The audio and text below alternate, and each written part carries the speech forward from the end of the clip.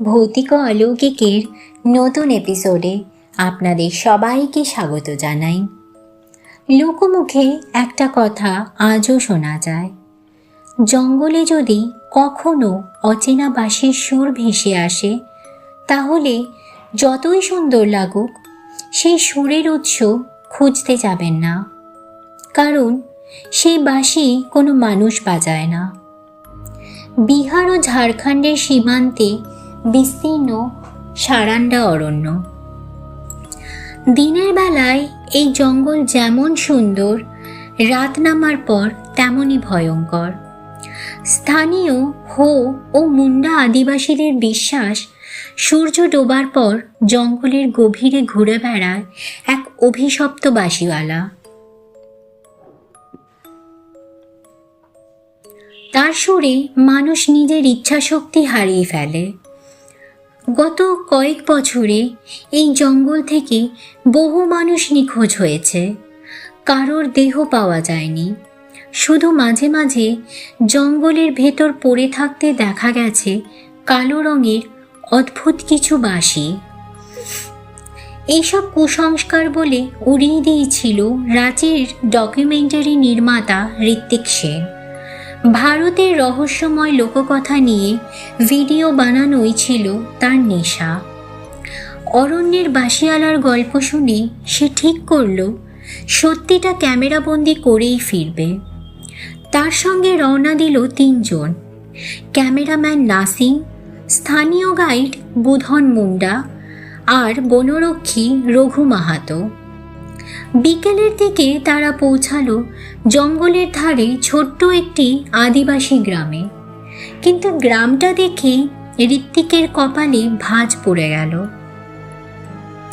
সূর্য তখনও পুরো ডোবেনি, অথচ গ্রামের প্রতিটি বাড়ির দরজা জানালা বন্ধ, রাস্তাঘাট ফাঁকা, কোথাও কোনো শিশু খেলছে না। এমনকি কুকুরগুলো অদ্ভুতভাবে লেজ গুটিয়ে বাড়ির বারান্দায় বসে আছে। ঋত্বিক অবাক হয়ে বুধনকে জিজ্ঞেস করল, এত তাড়াতাড়ি সবাই ঘরে ঢুকে পড়ল কেন? বুধন নিচু গলায় বলল, আজ অমাবস্যা স্যার, এই রাতে কেউ বাইরে থাকে না। কেন? বুধন একবার জঙ্গলের দিকে তাকিয়ে ফিসফিস করে বলল, কারণ আজ রাতে ও বাঁশি বাজাবে। ঋত্বিক হেসে বলল, তুমি এখনও এসব বিশ্বাস করো? বুধন কোনো উত্তর দিল না। ঠিক তখনই গ্রামের এক বৃদ্ধ লক্ষীরাম হেমব্রম ধীরে ধীরে তাদের কাছে এগিয়ে এলেন। তিনি ঋত্বিকের দিকে কিছুক্ষণ তাকিয়ে থেকে বললেন, যদি জঙ্গলে যাও একটা কথা মনে রাখবে, রাতে বাঁশির সুর শুনলেও কখনো তার দিকে হাঁটবে না। ঋত্বিক হেসে বলল, যদি সত্যিই কেউ বাঁশি বাজায় তাহলে তার সঙ্গেই তো দেখা করতে এসেছি। বৃদ্ধের মুখটা মুহূর্তে ফ্যাকাশে হয়ে গেল। তিনি শুধু বললেন, সেটাই সবাই বলে যাওয়ার আগে। ঠিক সেই মুহূর্তে দূরে জঙ্গলের গভীর অন্ধকার থেকে ভেসে এলো একটা অদ্ভুত মায়াবী বাঁশির সুর। ঋত্বিকের মুখের হাসিটা মিলিয়ে গেল, কারণ সুরটা যেন দূর থেকে আসছিল না। মনে হচ্ছিল কেউ ঠিক তার কানের পাশেই দাঁড়িয়ে বাঁশি বাজাচ্ছে। পরদিন খুব ভোরেই 4 জন জঙ্গলের ভেতরে ঢুকে পড়ল। সামনের পথ দেখাচ্ছিল বুধন, তবে তার মুখে অস্বাভাবিক উদ্বেগ স্পষ্ট। সে বারবার বলছিল, স্যার, সূর্য ডোবার আগেই আমাদের ফিরতে হবে, এই জঙ্গলে রাত কাটানো যাবে না। ঋত্বিক শুধু হেসে ক্যামেরার দিকে তাকিয়ে বলল, আজ আমরা খুঁজে বের করব সেই রহস্যময় বাঁশিওয়ালাকে। জঙ্গল যত গভীর হতে লাগলো, ততই চারপাশের পরিবেশ বদলে যেতে লাগলো। পাখির ডাক নেই, বানরের আওয়াজ নেই, এমনকি বাতাসেও পাতার মর্মর শব্দ নেই। শুধু এক অস্বাভাবিক নীরবতা। প্রায় ঘণ্টাখানেক হাঁটার পর তারা পৌঁছালো একটি ভাঙাচোরা পাথরের স্থাপনার সামনে। দেখে মনে হয় বহু শতাব্দী পুরনো কোনো আদিবাসী উপাসনাস্থল। মন্দিরের ভাঙা দেওয়ালে অদ্ভুত সব খোদাই, চোখ, বাঁশি আর মানুষের কঙ্কাল। কিন্তু সবচেয়ে ভয়ঙ্কর দৃশ্যটা ছিল মন্দিরের সামনে। মাটির ওপর ছড়িয়ে রয়েছে অসংখ্য কালো বাঁশি, কোনোটার মাঝখান ভাঙা, কোনোটার ওপর শুকনো কালচে দাগ। নাসিম নিচু হয়ে একটা বাঁশি হাতে নিতে যাচ্ছিল। ঠিক তখনই বুধন চিৎকার করে উঠল, ছোবেন না। তার গলা এতটাই আতঙ্কিত ছিল যে সবাই চমকে উঠল। বুধন কাপা গলায় বলল, এগুলো মানুষের নয়, এগুলো যার, সে এখনও এগুলো খুঁজতে আসে। ঋত্বিক বিষয়টাকে কুসংস্কার ভেবে উড়িয়ে দিল। সে ক্যামেরা বের করে মন্দিরের ভেতরে ঢুকে পড়ল। ভেতরে আলো খুব কম। দেওয়ালের এক কোণে লাল রঙে আঁকা একটি অদ্ভুত ছবি, একজন মানুষ, হাতে বাঁশি, আর তার সামনে ষাঁড় বেঁধে দাঁড়িয়ে আছে বহু মানুষ, যেন সম্মোহিত হয়ে তার পেছনে হাঁটছে। ছবিটার নিচে অচেনা ভাষায় কিছু লেখা। রঘু ধীরে বলল, আমার দাদু বলতেন এই জায়গায় একসময় কাউকে বন্দি করে রাখা হয়েছিল। কাকে?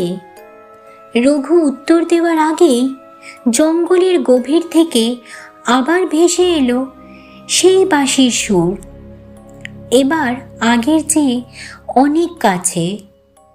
সবাই একসঙ্গে বাইরে ছুটে এলো। কিন্তু বাইরে এসে তারা দেখল মাটিতে পড়ে থাকা ভাঙা বাঁশিগুলোর মধ্যে একটি আর ভাঙা নেই, একেবারেই নতুনের মতো চকচক করছে। আর সেটি ধীরে ধীরে গড়িয়ে এসে থামল ঋত্বিকের পায়ের সামনে। সে অজান্তেই বাঁশিটা তুলে নিল। বুধনের মুখ থেকে শুধু একটাই কথা বেরোলো, সর্বনাশ। বুধন প্রায় ছিনিয়ে নিতে গেল বাঁশিটা। স্যার, ওটা ফেলে দিন, এখনই ফেলে দিন। ঋত্বিক বিরক্ত হয়ে বলল, একটা পুরনো বাঁশি নিয়ে এত ভয় পাওয়ার কি আছে? সে বাঁশিটা ব্যাগে রেখে দিল। তারপর চারজনই ফেরার উদ্দেশ্যে হাঁটা শুরু করলো। কিন্তু কিছু দূর যেতেই রঘু থেমে গেল। সে বলল, আমরা এই গাছটার পাশ দিয়ে একটু আগেই যাইনি? সবাই চারদিকে তাকালো। বিশাল একটা শুকনো শিমুল গাছ, গায়ে বজ্রপাতে পোড়া দাগ। হ্যাঁ, এই গাছটা তারা অন্তত 3 বার দেখেছে। একই পথ ধরে হাঁটলেও যেন বারবার একই জায়গায় ফিরে আসছে। বুধনের মুখ শুকিয়ে গেল। জঙ্গল আমাদের ছাড়ছে না। ঠিক তখনই আবার সেই বাঁশির সুর, এবার এতটাই কাছে যেন কয়েক হাত দূরেই কেউ দাঁড়িয়ে বাজাচ্ছে। নাসিম তাড়াতাড়ি ক্যামেরা চালু করলো। ক্যামেরার ভিউ ফাইন্ডার ঘুরতে ঘুরতে হঠাৎ থেমে গেল। দূরে গাছের আড়ালে একজন দাঁড়িয়ে আছে। লম্বা, অস্বাভাবিক রোগা শরীর, ময়লা সাদা ধুতি, কাঁধ ছাপিয়ে নেমে আসা এলোমেলো চুল, হাতে একটি কালো বাঁশি। সে ধীরে ধীরে বাঁশি বাজাচ্ছে। ঋত্বিক চিৎকার করে বলল, এই, কে ওখানে? লোকটা কোনো উত্তর দিল না, শুধু বাঁশি বাজিয়েই চলল। ঋত্বিক তার দিকে এগোতে শুরু করলো। বুধন আর রঘু তাকে আটকানোর চেষ্টা করলেও সে যেন কারোর কথা শুনতেই পাচ্ছে না। 10-12 কদম এগিয়ে যেতেই লোকটা ধীরে ধীরে মাথা তুলল। আর তখনই চারজনের শরীর দিয়ে ঠান্ডা স্রোত বয়ে গেল। লোকটার কোনো মুখ নেই, যেন চোখ নেই, সেখানে শুধু কালো ফাঁকা গর্ত। নাক নেই, ঠোঁট নেই, তবু বাঁশির সুর বেজেই চলেছে। হঠাৎ এক পলকের জন্য লোকটা মিলিয়ে গেল, যেন কখনো ছিলই না। চারদিকে শুধু জঙ্গল, নীরবতা। ঋত্বিক স্থির হয়ে দাঁড়িয়ে রইল। তারপর খুব আস্তে সে নিজের ব্যাগ থেকে কালো বাঁশিটা বের করল, আর এমনভাবে তার দিকে তাকিয়ে হাসল যে হাসি দেখে নাসিমের বুকের ভেতরটা কেঁপে উঠল। কারণ ওটা ঋত্বিকের স্বাভাবিক হাসি ছিল না। ঠিক সেই মুহূর্তে কালো বাঁশিটা নিজে থেকেই একবার খুব আস্তে বেজে উঠল। সেদিন সন্ধ্যা নামার আগে কোনো মতে জঙ্গল থেকে বেরিয়ে এলো তারা। বুধন জোর করেই সবাইকে গ্রামের একটি খালি কুঁড়ে ঘরে রাত কাটাতে রাজি করালো। কিন্তু ঋত্বিক সারাটা সন্ধ্যা প্রায় চুপচাপ। তার চোখে মুখে এক অদ্ভুত শূন্যতা। সে বারবার ব্যাগ খুলে কালো বাঁশিটার দিকে তাকাচ্ছিল। রাত বাড়তে থাকলো। বাইরে তখন অমাবস্যার অন্ধকার। হঠাৎ নাসিমের ঘুম ভেঙে গেল। সে শুনতে পেল খুব মৃদু একটা বাঁশির সুর। সে উঠে বসে দেখল ঋত্বিক বিছানায় নেই। দরজাটা আধ খোলা। নাসিম বাইরে বেরিয়েই দেখল ঋত্বিক ধীরে ধীরে জঙ্গলের দিকে হাঁটছে। তার হাতে সেই কালো বাঁশি, আর তার কয়েক হাত সামনে একটি লম্বা ছায়ামূর্তি এগিয়ে চলেছে। মনে হচ্ছে সেই পথ দেখেই নিয়ে যাচ্ছে। ঋত্বিক! চিৎকার করে উঠল নাসিম, কিন্তু ঋত্বিক একবারও পিছনে তাকালো না। চিৎকার শুনে বুধন আর রঘুও দৌড়ে বেরিয়ে এলো। বুধন ঋত্বিকের পিছু নিতে যাচ্ছিল, কিন্তু হঠাৎ থেমে গেল। জঙ্গলের অন্ধকারে শুধু একজন নয়, অনেকগুলো ছায়ামূর্তি দাঁড়িয়ে আছে। সবার হাতেই একটি করে কালো বাঁশি, আর সবাই একসঙ্গে ঋত্বিকের দিকে তাকিয়ে। পরের মুহূর্তেই ঘন কুয়াশার মতো কালো অন্ধকার সবকিছু ঢেকে দিল। বাঁশির সুর থেমে গেল, ছায়াগুলো অদৃশ্য হয়ে গেল, কিন্তু ঋত্বিক আর কোথাও নেই। সারা রাত খুঁজেও তার কোনো সন্ধান পাওয়া গেল না। ভোরবেলায় জঙ্গলের ধারে পড়েছিল শুধু তার ক্যামেরা। মেমোরি কার্ডটা ঠিকই ছিল। কাপা হাতে নাসিম ভিডিওটা চালু করল। প্রথমে দেখা গেল ঋত্বিক একাই জঙ্গলের দিকে হাঁটছে। তারপর ক্যামেরার ফ্রেমে হঠাৎ আরেকজন ঢুকল। সেও ঋত্বিক, একই মুখ, একই পোশাক, কিন্তু তার হাতে কালো বাঁশি। সে ধীরে ধীরে হাসতে হাসতে আসল ঋত্বিককে জঙ্গলের আরও গভীরে নিয়ে যাচ্ছে। ভিডিও শেষ ফ্রেমে ক্যামেরা মাটিতে পড়ে যায়, আর মাত্র 1 সেকেন্ডের জন্য দেখা যায় গাছগুলোর আড়ালে শত শত মুখহীন মানুষ দাঁড়িয়ে আছে। ক্যামেরার সেই ফুটেজ দেখে নাসিম, বুধন আর রঘুর শরীর ঠান্ডা হয়ে গেল। তারা আর এক মুহূর্ত দেরি না করে গ্রামের সবচেয়ে বৃদ্ধ মানুষ লক্ষীরাম হেমব্রমের কাছে ছুটে গেল। সব কথা শুনে বৃদ্ধ কিছুক্ষণ চুপ করে বসে থাকলেন। তারপর কাপা গলায় বললেন, আমি জানতাম এবার আবার সে একজনকে বেছে নিয়েছে। নাসিম জিজ্ঞেস করল, ওটা কি ছিল? মানুষ না অন্য কিছু? বৃদ্ধ গভীর নিঃশ্বাস ফেললেন। 200 বছর আগে এই জঙ্গলে থাকত এক আদিবাসী বাঁশিবাদক। তার নাম ছিল বিরসা। লোকেরা বলতো তার বাঁশির সুরে বুনো হাতিও শান্ত হয়ে যেত, আহত পশুরাও তার কাছে চলে আসতো। কিন্তু সেই সময় এলাকার এক নিষ্ঠুর জমিদার বিরসাকে আদেশ দেয় জঙ্গলে লুকিয়ে থাকা বিদ্রোহীদের ডেকে বের করার জন্য বাঁশি বাজাতে। বিরসা রাজি হয়নি। সে বলেছিল, আমার সুর মানুষকে বাঁচানোর জন্য, মৃত্যুর দিকে ঠেলে দেওয়ার জন্য নয়। এই অবাধ্যতার শাস্তি ছিল ভয়ঙ্কর। জমিদারের লোকেরা বিরসার জিভ কেটে দেয়। তার নিজের বাঁশিটা গলায় ঢুকিয়ে তাকে জীবন্ত কবর দেওয়া হয় ওই ভাঙা মন্দিরের নিচে। মরার আগে বিরসা নাকি একটাই কথা বলেছিল, যারা লোভ, অহংকার আর অবিশ্বাস নিয়ে জঙ্গলে আসবে, আমার সুর তাদের ফিরতে দেবে না। সেই রাত থেকেই শুরু হয় অভিশাপ।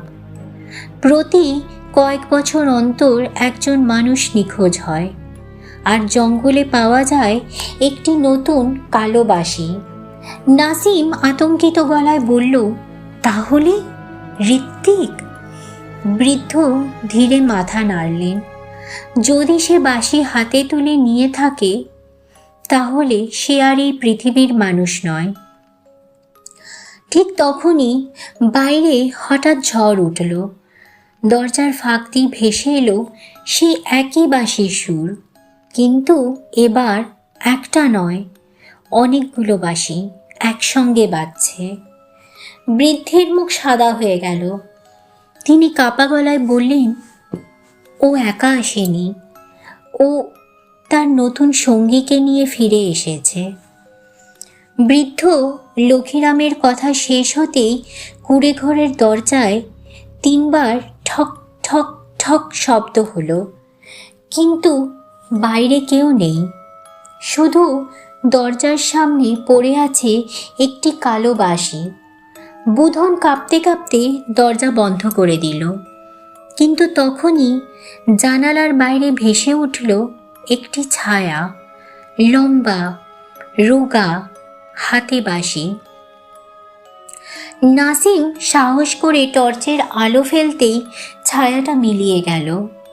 সে ভেবেছিল সব শেষ। ঠিক তখনই তার ক্যামেরাটা নিজে থেকেই চালু হয়ে গেল। স্ক্রিনে কোনো রেকর্ড করা ভিডিও চলছিল না, বরং লাইভ ছবি দেখা যাচ্ছিল। জঙ্গলের গভীরে সেই ভাঙা মন্দির, তার সামনে সারি বেঁধে দাঁড়িয়ে আছে অসংখ্য মুখহীন মানুষ। তাদের মাঝখানে একজন ধীরে ধীরে সামনে এগিয়ে এলো। নাসিমের বুক কেঁপে উঠল। সে ঋত্বিক, কিন্তু আগে সেই মানুষটা আর নেই। তার চোখের জায়গায় অন্ধকার, ঠোঁট নেই, তবু তার হাতের কালো বাঁশি থেকে বেরিয়ে আসছে সেই সম্মোহনী সুর। আর তার ঠিক পিছনে দাঁড়িয়ে আরও একটি মুখহীন ছায়া, হয়তো সেই প্রথম বাঁশিওয়ালা। দুজন একসঙ্গে নাসিমের দিকে মুখ ঘুরিয়ে দাঁড়ালো।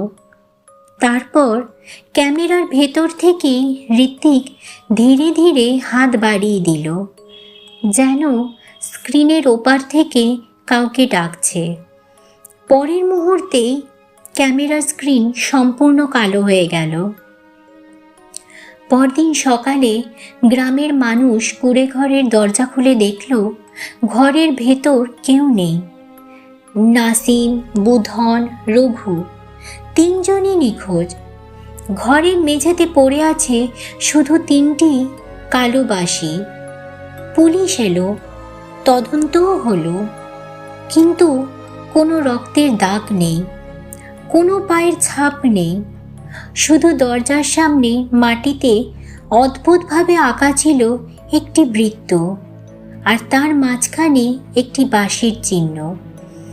ঘটনাটি নিখোঁজ হিসাবেই ফাইলবন্দি হয়ে যায়। কয়েক মাস পর একজন ট্রাভেল ব্লগার সারান্ডা অরণ্যে ভিডিও করতে গিয়েছিল। তার লাইভ সম্প্রচার হাজার হাজার মানুষ দেখছিল। ভিডিওর একেবারে শেষ মুহূর্তে দূরে গাছের ফাঁকে দেখা গেল দুজন মানুষ দাঁড়িয়ে আছে। দুজনের হাতেই কালো বাঁশি। তাদের একজন ঋত্বিক, আরেকজনকে চেনা যাচ্ছিল না, কারণ সে ছিল নাসিম। দুজন একসঙ্গে বাঁশি বাজাতে শুরু করলো। তারপর লাইভ সম্প্রচার হঠাৎ বন্ধ হয়ে গেল। সেই ব্লগারকেও আর কখনো খুঁজে পাওয়া যায়নি। আজও ঝাড়খণ্ডের সারান্ডা অরণ্যের আশেপাশের মানুষ একটি কথা বিশ্বাস করে, জঙ্গলে যদি কখনো এমন কোনো বাঁশির সুর শোনা যায় যা আপনার খুব পরিচিত মনে হয়, যদি মনে হয় কেউ আপনাকে নাম ধরে ডাকছে, তাহলে ভুলেও সেই সুরের দিকে এগিয়ে যাবেন না। কারণ অরণ্যের বাঁশিওয়ালা কখনো একা থাকে না, সে সব সময় তার পরের বাঁশিওয়ালাকে খুঁজে বেড়ায়। আপনি কি বিশ্বাস করেন কিছু সুর মানুষের নয়? আপনার মতামত কমেন্টে লিখে জানান। আর এমনই আরও রহস্যময় ও শিহরণ জাগানো ভৌতিক ঘটনা শুনতে চ্যানেলটা সাবস্ক্রাইব করতে ভুলবেন না। সবাই ভালো থাকবেন। শুভরাত্রি।